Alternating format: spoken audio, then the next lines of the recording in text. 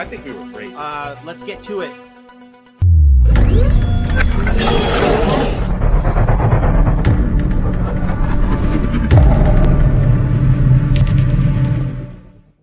And benvenuti, fellas and bellas all over the world. Welcome to another edition of the Nazionapoli here on the Rafa and Raf Rant. My name is Raf Pizarro, joined with my co-host, Rafa Rispo. Sir, how are you today, Rafa? Oh, I'm doing very, very well. How are you, my friend? Oh, after 120 minutes of wonderful excitement, I am doing just fine. Welcome to the chat, guys. Welcome everybody live with us. Be sure to hit us in the comments. Hit like, hit share, hit subscribe. Thank you for joining us today. Big day, guys. After the first day of the round of 16 today, we have Italy who defeats Austria 2-1 after 120 minutes of action.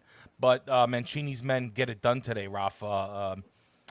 Kind of an underwhelming at times, a little slow, but either way, Napoli, they stayed poised, they stayed calm. We got the job done. Austria tried their best on defense, but at the end of the day, just wasn't enough with the attacking from Italy. So, Rafa, let's talk about the game real quick. Where do we start? I mean, I think we start like, where we start from the beginning. We start by minute one. We start from the beginning. Let's go. I mean, the lineup was, it was a little bit of a change from the first two matches anyway. It was, we had a Cherby in there for Chiellini, who's still out with some sort of an injury. We had, Verratti playing instead of Locatelli, which was the first choice in the first two games. Mm-hmm. It seems like he's back to fitness, which is fine.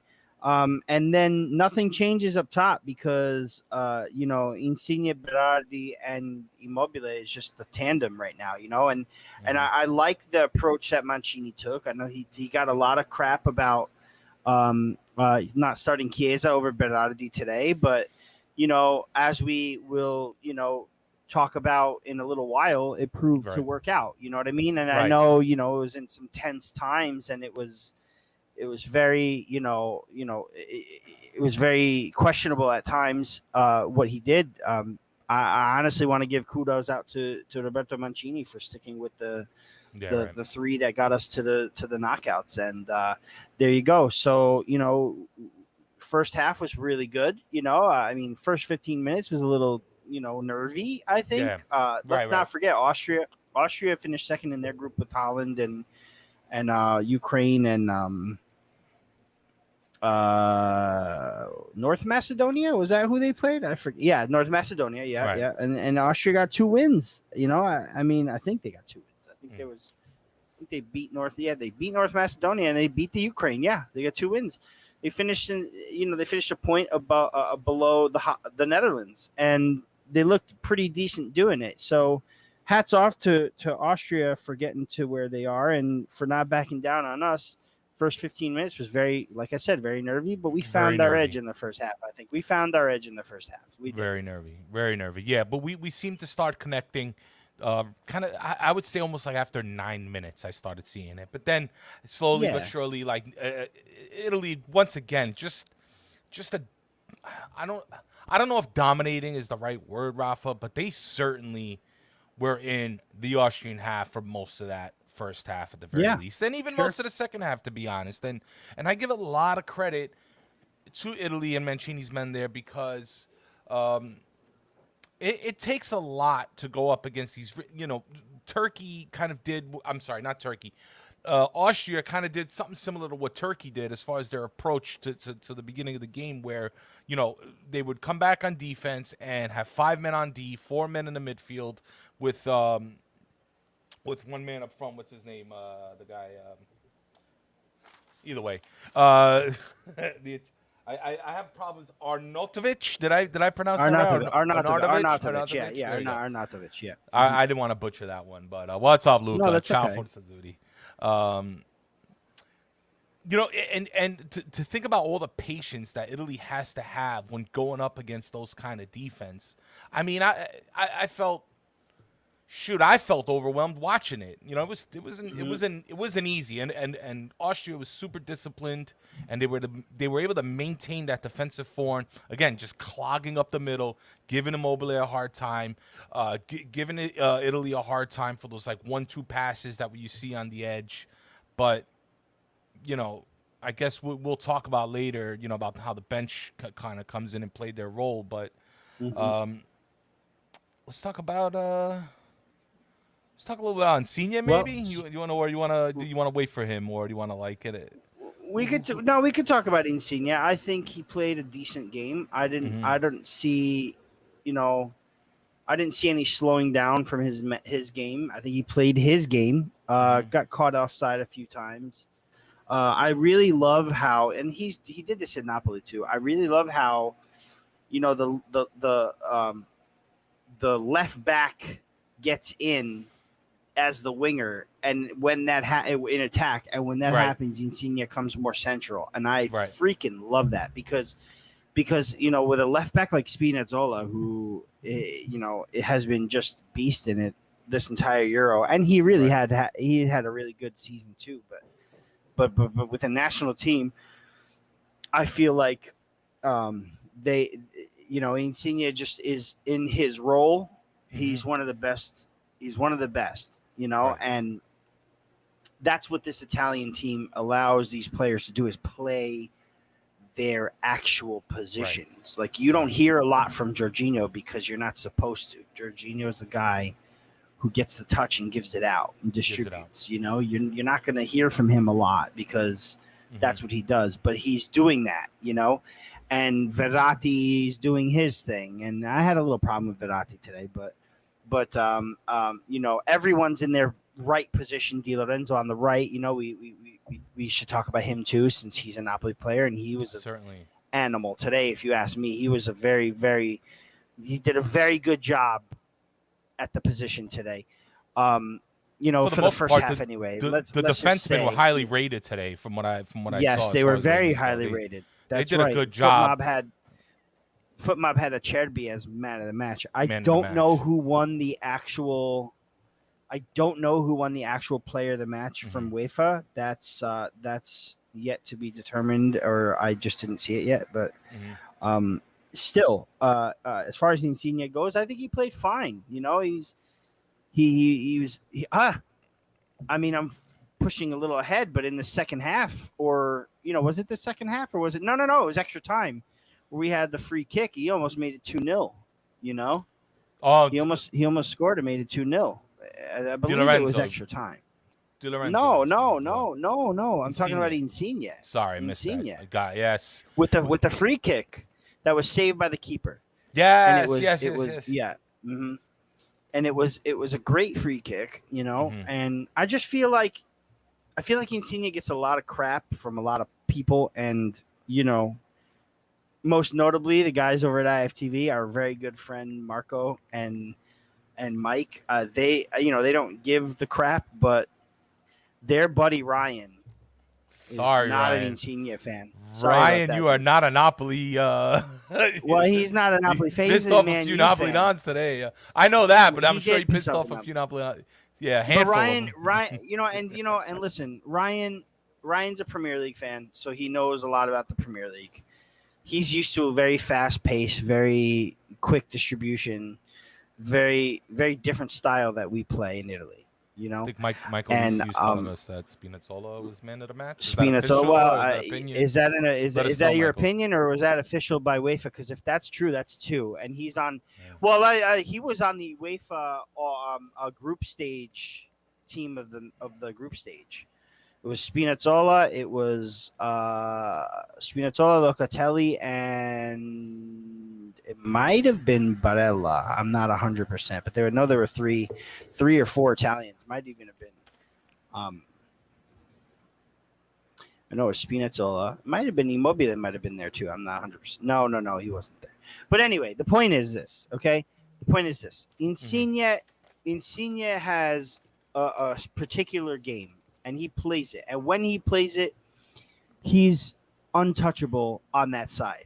So for Ryan to come out on IFTV and suggest that somebody else should be starting over him. Like, because I think the question was, do they start Chiesa or Berardi? Because I only saw the little snippet. I didn't see the whole video. Right, we didn't see the whole thing. The snippet said, who do you start, Chiesa or Berardi? He goes, and he said that he prefers Chiesa over Berardi, but he also prefers Berardi over Insigne. But that's not a real thing. I mean, Berardi could probably go over to the left, but Insigne plays on the left, dude, because it's either Insigne or Bernardeschi, and you know where we're going from there. Like, Bernardeschi doesn't see the pitch from me. Bernardeschi does not see the pitch for me. He just doesn't. Okay. And that's not being Napoli biased. That's being honest. Ask a bunch of Milanisti like Michael Lisi's watching right now, and ask Rocco from the north. Rocco. He's a Juve fan. His name is Catenaccio NA on Twitter. Ask him; he'll tell you. I think the general consensus is maybe start Chiesa over Berardi, but it would be Insigne, Immobile, and Chiesa. Then it wouldn't be. Listen, you got a guy that scored he tallied 19 goals for Napoli. Okay, his most ever in a season, right? He's coming off a Coppa Italia win from the season prior. He's coming off a decent season at Napoli, and he's coming off one of the best stretches in his game with the Nazionale shirt on. You don't sit him down for any reason. And I'm sorry that Ryan doesn't like Insigne, but that's just the way it is. Insigne is going to play in every single game. Right. For the most part, at least. Overall, I think Insigne, especially on this national team, is untouchable. And he provides so much, whether it be his leadership, whether it be his vision on the field, his poise. You saw the season he had in Napoli. But, Rafa, I'm going to admit, today, I wasn't the most impressed with Insigne. Listen. It wasn't overall. I think it was like that final decision of his a few times today. He kind of like, even Bonetti called him out a little bit today. He was just frustrated. Listen, I'll call him out too. I'll call him out too because I think what you're referring to is the breakaway in the second half. Well, that was the cherry on top. That was the cherry on top. Yeah, he had the fleet of players coming over, and the perfect situation to where he could cross it into an incoming attack, and he really mishit it. He did. And listen, it's okay because in the 2 games he played, he was phenomenal. Okay, and in this game he wasn't. But guess what, Ralph? What happened? The whole team wasn't very great in the second half. The whole team, tough. Listen, and I got to give it to Austria. Like we go, the first half we got unlucky. We hit the post, with Immobile. We had a couple of pretty decent shots on us too that was saved. We pressed hard in the first half after like the 15th minute. Like I said, second half we came out and we had nothing. Austria really beat us up in that second half. Mind you,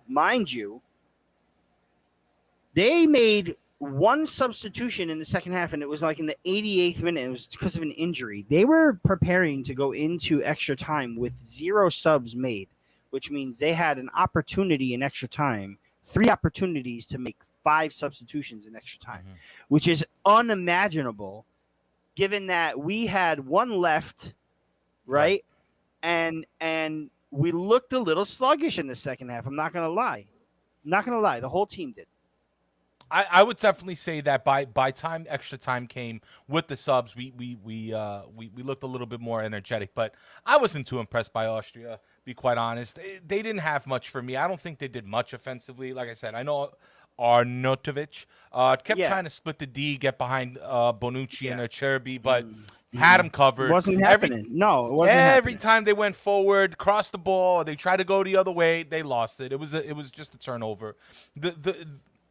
What I liked, and this is why I say I think the defense was rated highly, and I think that was a correct thing for Foot Mob or whoever to do, because every time you saw Austria coming up, especially the side of the pitch, you had the winger, whether it be Di Lorenzo or Spinazzola on the other side, and then the center back being Bonucci on one side, Tribby on the other, and then Barella coming in and closing in fast.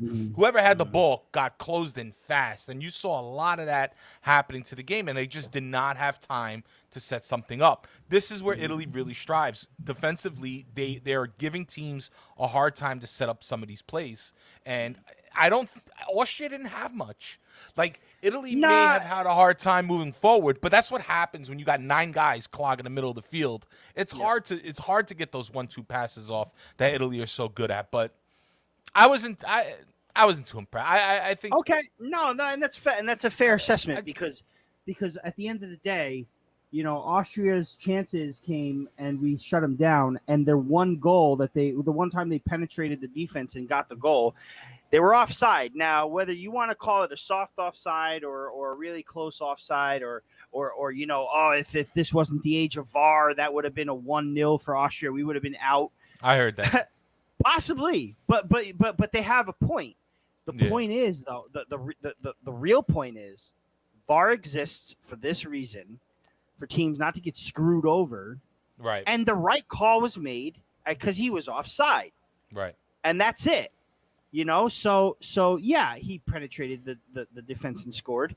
France did it twice against Hungary, and they were both called. Oh no, I'm sorry, against Germany, and they were both called off because Mbappe was offside once and Benzema was offside the next. Yeah, they scored the goals, but they were offside goals. They were offside, and they were taken away, and that's just the way it is. It was offside. It was we did not concede. It was offside. So for those saying, "Oh, you guys were lucky they went to VAR," no, we weren't lucky they went to VAR. VAR is part of the game. Right. No one's lucky that we have VAR. You understand what I'm saying? Anymore. Right. That's not how it is. Yeah. It would have been lucky for them for the goal to have counted had VAR not been a thing. Right. You understand? Right. Oh, man, they didn't call it. They got lucky. You know what I mean? We're lucky the right call was made, basically, yeah, is what you're saying lucky, with that. Give me a break. We're lucky we implemented Give me a break, man. the tools we have and found the correct decision. And people are trying, other people are trying to argue the offside call. Dude, it's clear offside. That's just the way it is. But, you know, Hammer don't lie. I'll concede to it not as being a like props to Austria because they deserve it, because they're the one team to penetrate our defense and score, even with, you know, in the 114th minute, you know, in the since October, bro, 8 months. And props to them as well. Hold on, props to them as well, because who would have thought Austria would have taken us to extra time? And if anything, it would have been, you know, the next match, you know, Portugal or Belgium. But it was Austria who did it. They took us to extra time, and we were so awake in extra time, dude. That Chiesa goal, I mean, come on. That was amazing. And then just the way they didn't give up for Pessina to get the second one. And like I said, the Insigne free kick that was saved by the keeper, very good save. And then Donnarumma making a fantastic save in extra time too. Yes. You know what I mean? We at the end of the day, we had a bad half, and we made up for it in extra time. And last I remember, the last time we won a competition, the World Cup in 2006, we had a pretty bad game against the United States in the group stage. So teams are allowed to have a bad outing. Look at Belgium against Denmark in the group stage. Right. They had a terrible first half. And then second half, they got the job done, and they're still considered one of the favorites. So it doesn't change my perspective of how far Italy can go in this competition. Because if you show DF and V, that's probably Fante. Is that Fante? David, is that you, David Fante? Please give me a thumbs up if that's you. Because Austria says Austria at times dangerous, but really had nothing on them. I'm gonna put it up again. Yeah. Yeah. But Italy need to do better next time, I guess. It's Portugal or Belgium next. Yes, it is Portugal or Belgium next. But what they showed me today was hunger and determination to not concede, even when they're playing bad. You understand? They got the job done facing adversity, and that's what's most important. And they're going to carry that into next Friday, or into this coming Friday anyway, in 6 days, against the winner of Belgium and Portugal. I'll tell you what I saw, Ralph. Do you want to get into the beast real quick? Actually, but let me give you this take real quick, and then we're gonna get into the beast of the match here for us. Okay. If that's all right. But what I saw, Rafa, was an Italian team, an Italian side who once again had to face, in my opinion, a more inferior team that played defense the whole time, that clogged up the middle the whole time. We needed we once again we saw an Italian team who had to be patient, who had to be poised, who had to pick out the right passes. I thought they did great on defense. I said that already, but their offense had to be super patient, and it was tough on them to keep penetrating because that Austrian defense was disciplined. It was tight. The midfield coming back to help the defense did great. And it gave Italy a hard time. And it's so hard that I mean, come on. I think at the end of the day, it was fatigue eventually for Austria that got to them. Because here's the thing with Italy.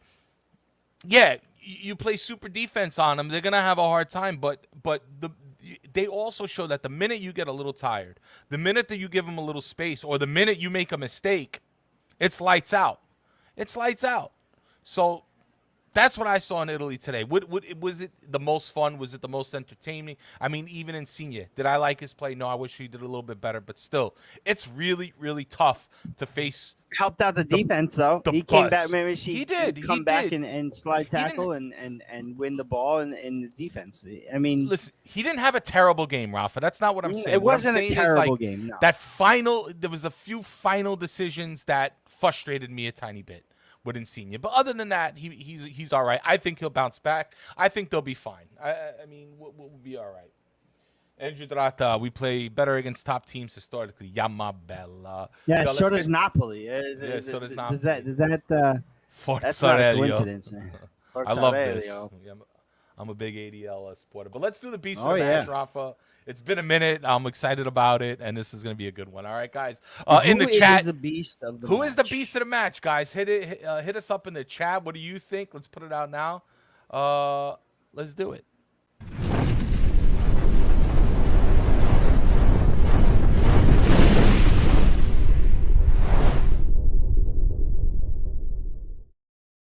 Surprise! Surprise! La panchina azzurra. La panchina tricolore. They are the beast of the match today. I tell you what. Yeah. Mancini realized what we needed to have done, and he realized we're going to go an extra time. You know, he had one substitution. I think it was one or two substitutions, like the 67th minute. I think it was Locatelli in for Verratti, and it was Pessina in for Bellotti. Okay. No, I'm sorry. No. Pessina was in for the other midfielder, Barella. Okay. Right. And for me, they made an instant impact. Not a good enough one, but an impact. Mm-hmm. And then in the 84th minute or 85th minute, you know, it was Chiesa in for Berardi and Bellotti in for Immobile. And, you know, you give it about 5 minutes, you know, you get into extra time. Now you got a couple of fresh legs on in the offense up front, and boom. Chiesa with his goal. And then boom, Pessina, another bench player with the goal. Pessina's second goal of the tournament, mind you. Chiesa with that, it was like a weird bounce that kind of hit him in the head. So it was a weird first touch, but he was able to settle the ball down, get it to the back of the net. Lovely goal. And it was like such a relief off my chest when we scored that goal because, man, it took a while. And after the disallowed goal, I don't want to say I was worried, but I was like, oh, boy, what's going to happen here? Because Italy, in my opinion, deserved to win the whole time. They had – I'm sorry, but they had Austria pinned down for a little while, even though they did – it was a few times that Austria gave us some problems. But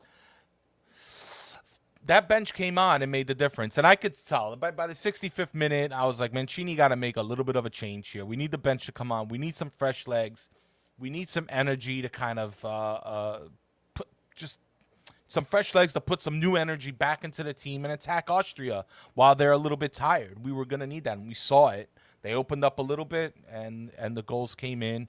We saw that other one for Pessina, who has his second goal now in the tournament. One where he started that third game against Wales, who got smacked around by Denmark today, by the way, and gets his second goal today coming off the bench. So instrumental with his play as of lately. And Forza la Panchina, what can I say? Tell me, Rafa. Forza la Panchina. Well, so before we give our individual shouts to, beast of the match, runners up, or considerations. So the kids and Ali and I predicted the whole round of 16, right? Scoreline and everything. I said Italy 4, Austria 0, right? And I said that the Denmark-Wales game would finish 0-0, go to extra time. And then I said Denmark win in penalties. So you can imagine my incredible what's the word I'm looking for? Disdain for myself. Maybe the incredible irony of the 4-0 going to Denmark and Italy on its way to extra time. Right. I said, watch, now we're going to win this in penalties. And I was just so mad. I was so when upset. We switched screens, Rafa, right? Just furious, dude. Yeah. And but anyway, special shout to Spinazzola. Spinazzola, without a doubt. I mean, he if it wasn't for the bench, he would have probably made the beast of the match today. In my eyes, overall, for the amount of minutes he played, he was probably one of the better players on the field today. Defensively, offensively, I mean, I think he had an assist today, right? He had an assist to Chiesa, the first goal. He had an assist, yeah. Chiesa's goal was assisted by him. And then Acerbi's assisted Pessina's goal. Right. But, I mean, Spinazzola for me. Di Lorenzo had a really good match, too. I think Acerbi had a great match. Without a doubt. The whole defense, that whole back line to me was phenomenal. I think, and Donnarumma, too. Let's not yet. And shout out to Donnarumma, but also shout out to, I forgot, whoever scored the Austrian goal, because that was a very, very good goal. It was just difficult header at a difficult angle, and he found this small little hole that, wasn't really Donnarumma's fault. I think he was covering as much as he possibly could. But the goal scorer, Kaladzic, Kaladzic, he found the smallest little hole where Donnarumma was covering and got that ball in from such a really hard angle. It's a hard low header, So shout out to him and his goal and his breaking the Italian barrier there in the 114th minute. And they kept it tense. I mean, they did. They kept it tense for a bit, and we get the job done. But for me, if Spinazzola,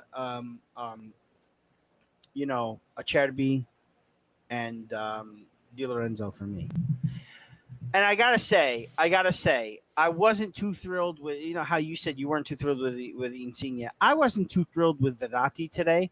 I'm happy that he's healthy. I think this shows that he's healthy. He's he doesn't have the injuries, not really nagging him anymore. I think he's going to be fine. I just don't think he had a great game today. I mean, the referee wasn't giving us anything, mind you. Nothing at all. And there were times where he wouldn't give it to Austria too, but he was very pro Austria in this one. He gave us almost nothing. But when I noticed that when Verratti had the ball, he'd hold it up for way too long. It's funny. Ryan talks about Insigne holding it too long and taking his time to make up his mind. I think today that was Verratti today for me. Very rarely did he have the ball, have a vision, and pass it, directly and find another player. But I don't think Verratti played great. That's why I think I called the Locatelli substitution. So. That's my view of the match, man. I'm just happy that we're in the quarterfinals now. What's up to the Priv Inter guys? I saw that they just put a comment up there. And let's I believe, cheers, boys. Go ahead. Take it away. I'm sorry. I like to read. Cheers, boys. Love it. Chiesa simply has to start. I think Berardi has been average all tournament, and it was masked by us winning comfortably. I'm gonna disagree. I think today Berardi actually had a really good game. I think Berardi's been playing well. I mean, obviously in the group stage he's played better than today, but I think he didn't have a bad game. But at the same time, I like that Chiesa's off the bench. I like it. It's like when Mertens was our bench guy.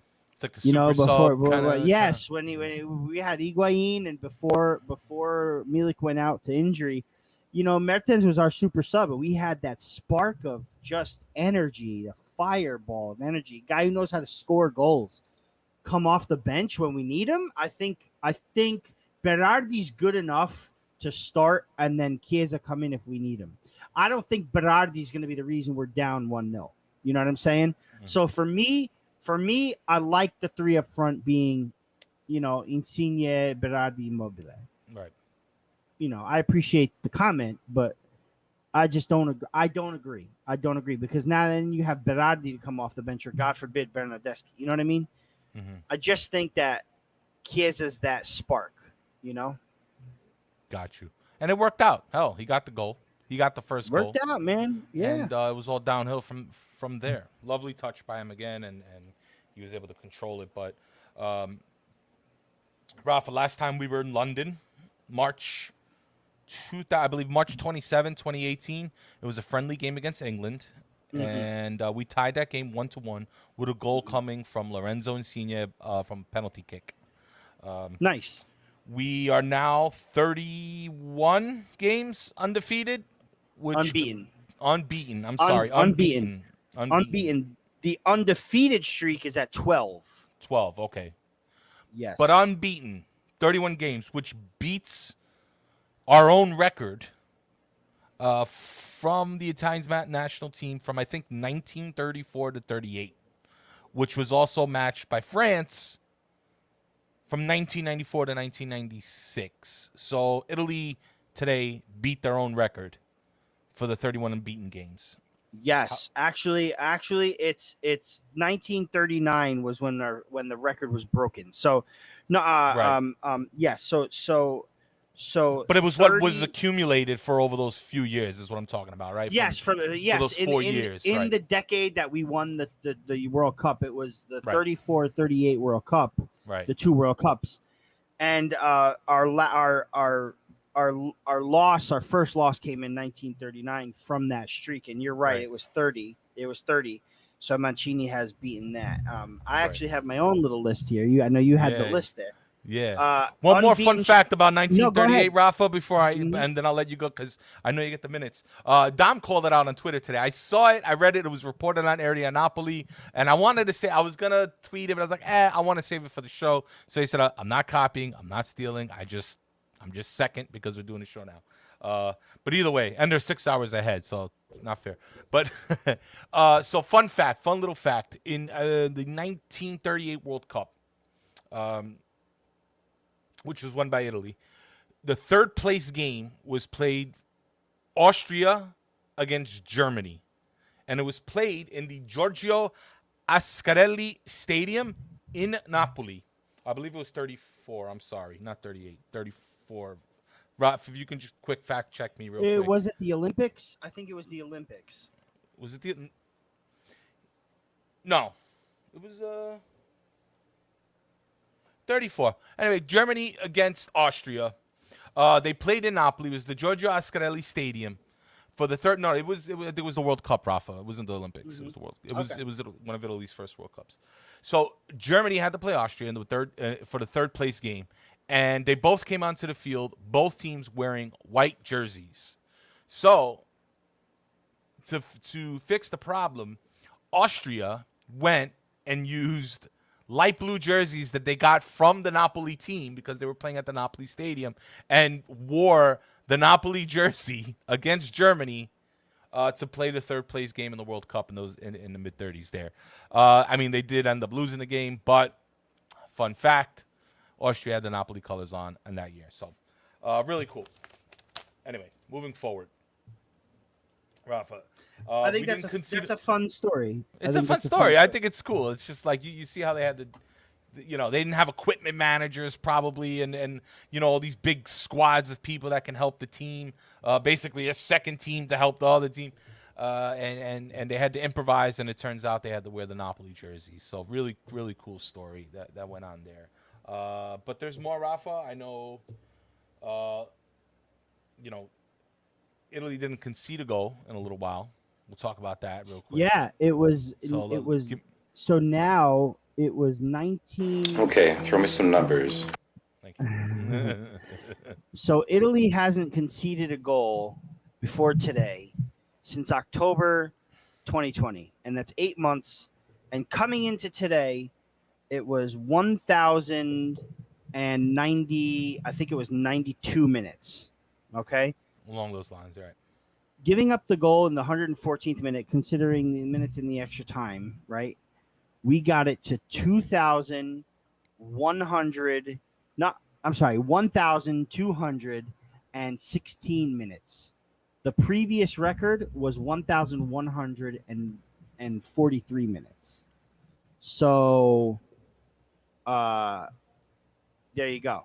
Which was held that was the Dino Zoff era, right? The Italian. Yes, that was in the 70s, in the 70s, right? Yep. In the late 70s, right?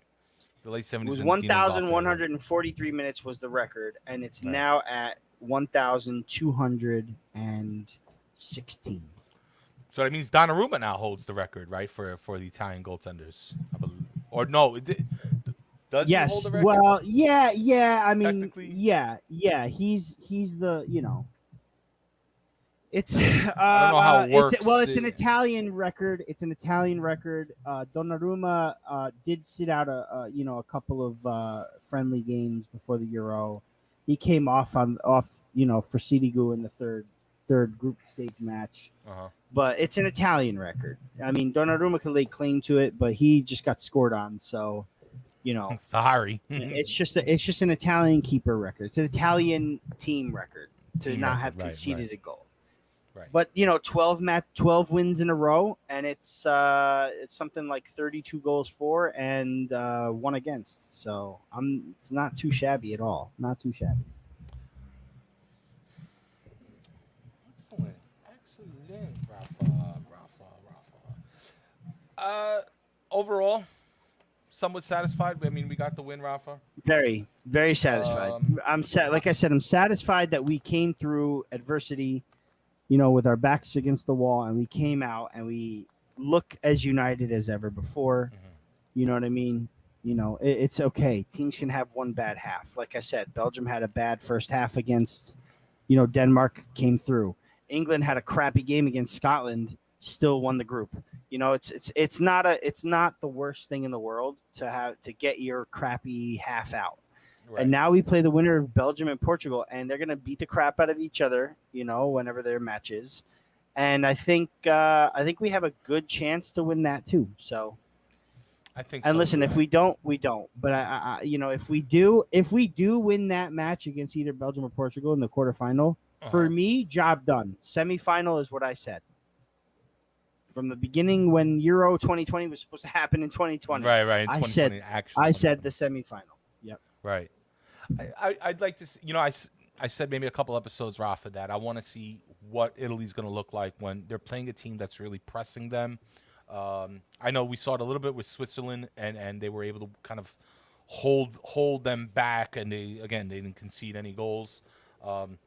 I'd like to see what a talented striker up against his defense, what they're going to do, and how they're going to react to it. I'm confident enough in the defense that they can try to hold down some playmaking abilities from other teams. But what I'm curious to see, is really what Italy's going to look like when some of these teams are a little bit more open. Right. Because mind you, we've been playing really defensive teams this whole time. It's just a lot of mental wear and tear and patience and all that. It's like it's frustrating because you can't do the things you want to do because it's just everything's just clogged up. I can't wait to see what happens when teams start opening up a little bit, you know, and it's going to be a back and forth. Maybe we'll concede a goal, but I think we can score a lot of goals if some teams stay open and or they make mistakes. Because if you're making a mistake, Italy's going to pounce right on you. And I'll tell you what. It's Portugal or it's Belgium, right? Italy knows Ronaldo, and Italy knows Lukaku. Right. You know what I mean? When you think about it, most of the Italian national team play in Serie A. There's two players or three outside of Serie A, Verratti. You know, Jorginho and Chelsea, but Jorginho played in Serie A, so he knows how to handle, you know, other certain other players. You know, Belgium have Mertens. You know, I'm pretty sure Insigne Di Lorenzo would be like, "Hey, this is how you stop Mertens." You know what I mean? But vice versa as well. You know, everybody is in a vice versa situation. No, you know? I see. But the Italian national team should know how to play against Portugal and should know how to play against Belgium. And not for nothing, okay? But Belgium's defense isn't all that great either. You know, the most so solid, right? you know, they're not. No, their strong points are the midfield and the forwards. But defensively, they're not the best team. And I feel like Italy can penetrate that defense. You know, and kind of same with Portugal. I mean, Portugal has issues on defense too. Yes. You know, to me, it's just a matter of who's it going to be. You know what I mean? Right. I'm very excited about it.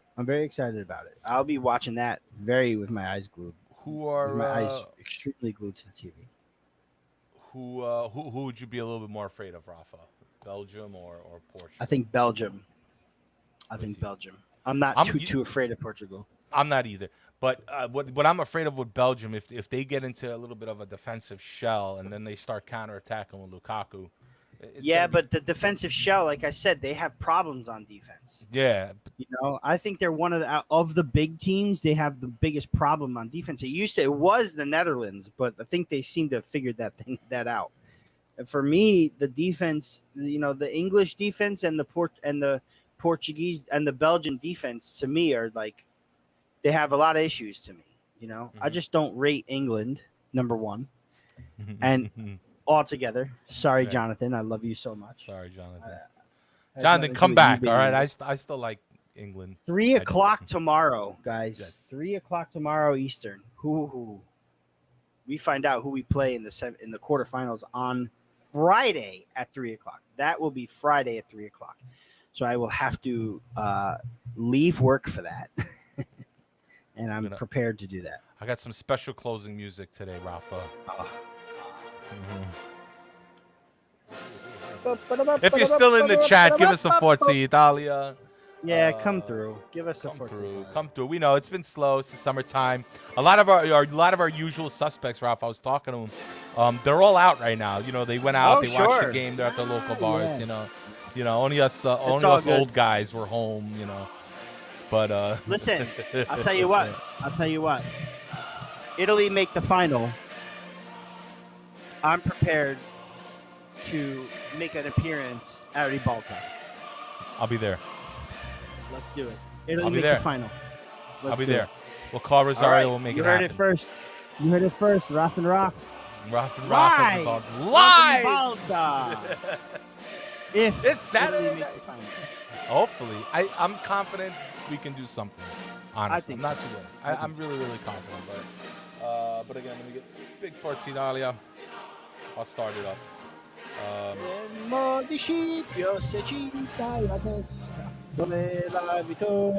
And Rafa might even sing the national anthem for you. Oh man, my favorite music. I gotta get the house version. There's got to be a club version. There is. Is there? Oh yeah. Boy. That's coming. No. Come on. Don't touch it. I want to do it. I want to do it. All right. Search Angelo Venuto. You'll find it. Yeah. can't believe somebody actually did that. I promise you, you'll find it. I believe you. If there's anybody that's gonna house their national anthem, it's gonna be the Italians, bro. Yeah, That's great. he housed Lasciatevi cantare.